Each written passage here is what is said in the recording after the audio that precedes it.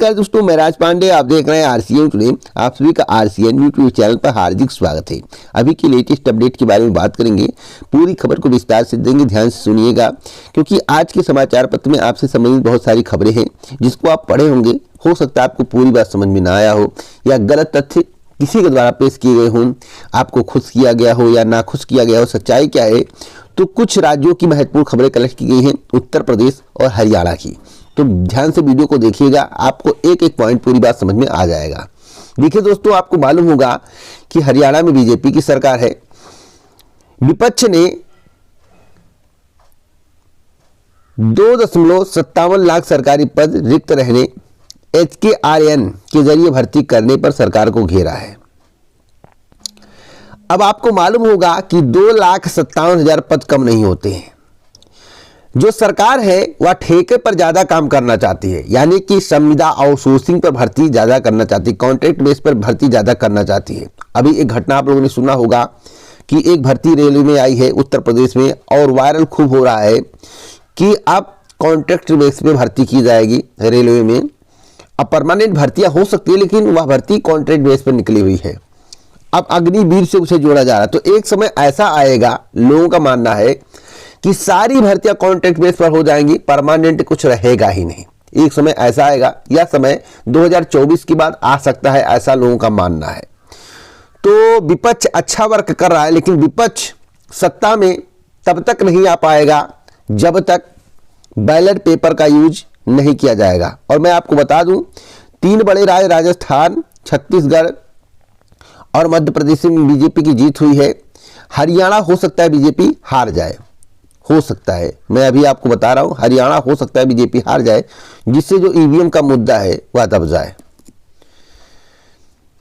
हो सकता है हरियाणा हार जाए, लेकिन 2024 का लोकसभा चुनाव अगर बैलेट से नहीं हुआ तो कोई गारंटी नहीं है कि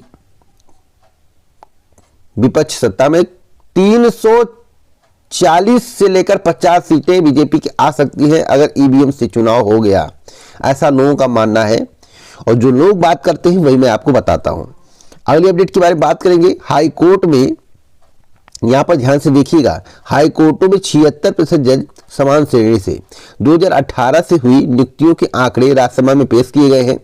650 की हुई है नियुक्ति, 492 समान श्रेणी के हैं, 13 के बारे में जानकारी उपलब्ध नहीं है, 20 SC, 12 ST और 77 OBC। तो आप देख लीजिए। और मध्य प्रदेश, राजस्थान इत्यादि राज्यों में यादव जी को मुख्यमंत्री बनाया गया, कहीं सहाय को, कहीं, अब आप लोग अंदाजा लगाइए। तो देखिए, अब एक बात आती है योग्यता। अगर इनके अंदर योग्यता थी तो योग्यता के आधार पर ये नियुक्ति पाए हैं। तो योग्यता से बढ़ के भैया जाति और धर्म नहीं होता है।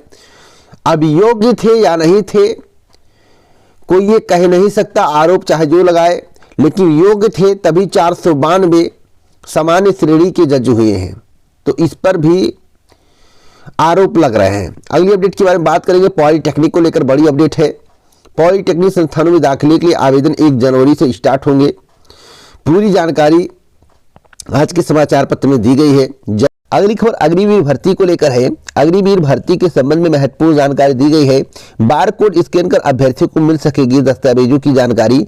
अग्निवीर सेना भर्ती रैली के अभ्यर्थियों को मिलेगी सहूलियत। गूगल लिंक से पहुंचेंगे रैली स्थल पर। तो अब तक की सबसे बड़ी खबर मैं आपको बता रहा हूं।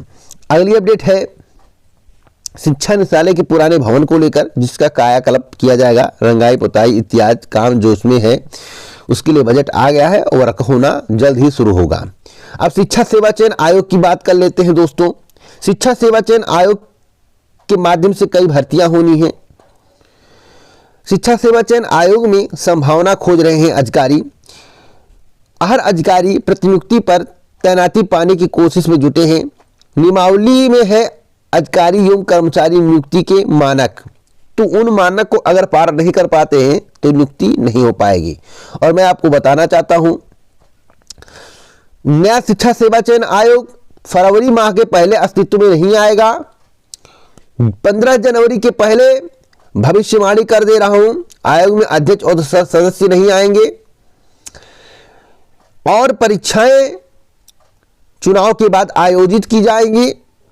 यूपी टेट की परीक्षा सबसे पहले तभी होगी जब नया शिक्षक सेवा चयन आयोग बन जाए और चुनाव से पहले यूपी टेट का नोटिफिकेशन आ जाए तो टीजीटी और पीजीटी परीक्षा से पहले यूपी टेट की परीक्षा हो जाएगी। अगर चुनाव के बाद यूपी टेट का नोटिफिकेशन आता है तो यह मैं गारंटी के साथ कह सकता हूं कि टीजीटी और पीजीटी परीक्षा के बाद, असिस्टेंट प्रोफेसर परीक्षा के बाद यूपी टेट की परीक्षा आयोजित की जाएगी। तो वीडियो पसंद आ रहा हो तो वीडियो को शेयर कर दें। जो कॉन्ट्रैक्ट बेस की मैं बात कर रहा था, जो कि खूब वायरल हो रहा है, जैसा कि आप अपनी स्क्रीन पर देख रहे हैं, यहां पर लिखा हुआ है कि रेलवे रिक्रूटमेंट सेल नॉर्थ, देखिए गोरखपुर, 26/10/2023, 9/11/2023 जो आवेदन हुए हैं। अब यहां पर नोटिफिकेशन में एक जिक्र दिया गया है, कॉन्ट्रैक्ट बेसिक, कॉन्ट्रैक्ट बेसिस पे आपको नौकरी दी जाएगी। बात समझ रहे हो, ठेके पे। यह खूब वायरल हो रहा है। तो अगर आपको रेगुलर इसी प्रकार की ऑथेंटिक जानकारी चाहिए तो आप हमसे जुड़े, चैनल को सब्सक्राइब करना मत भूलें। पूरा वीडियो सुनने के लिए दिल से धन्यवाद।